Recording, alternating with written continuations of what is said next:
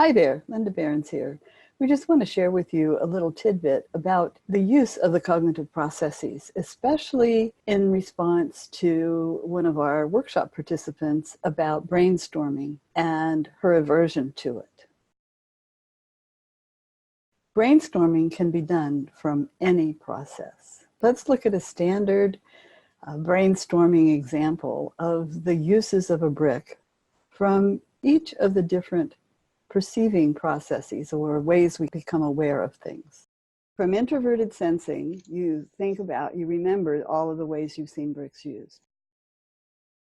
It's introverted sensing. It's reviewing. And introverted intuiting, your aversion to brainstorming, the process of brainstorming, not as the name for extroverted intuiting, could come from introverted intuiting. Because when brainstorming comes from extroverted intuiting, it goes pop, pop, pop, and a whole bunch of things. For introverted intuiting, it can, if you're having an image and somebody's doing that, then you lose the image in trying to connect with what they're thinking about. So those processes are really different. So brainstorming can happen using any of the processes.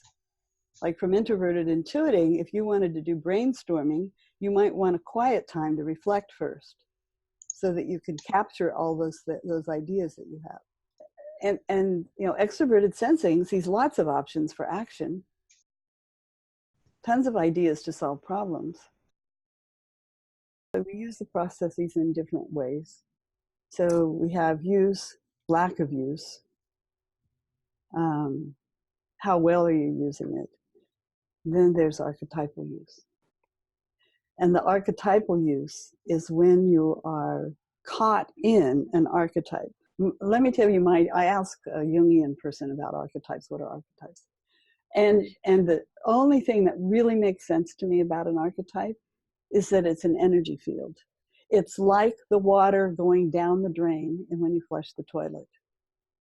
And that's really negative. So all archetypes are not negative, but you're caught up in it. And when you're in archetypal use, it's very hard. It's sometimes really hard to get outside the archetype because it has you. So when we look at this, roles of the processes, and we have the leading role and we have the supporting role and all of these things. It's kind of a bastardization of the idea of archetypes. Because really and truly the way, my experience of way type works is that I do introverted thinking. I cannot not do it, and I like to do it. I do extroverted intuiting, and those things, those impressions I get are really important and could be useful and may be relevant, but people aren't seeing they're relevant, so then I get frustrated, et cetera, et cetera. And the archetypal use, so yeah, it is sort of like you lead with it, you support with it, but when it's really archetypal, it has you. So I'll give you an example of extroverted intuiting as a supporting role. I'm a partner in an organization where we have the very strict structure for meetings. It's run on holacracy.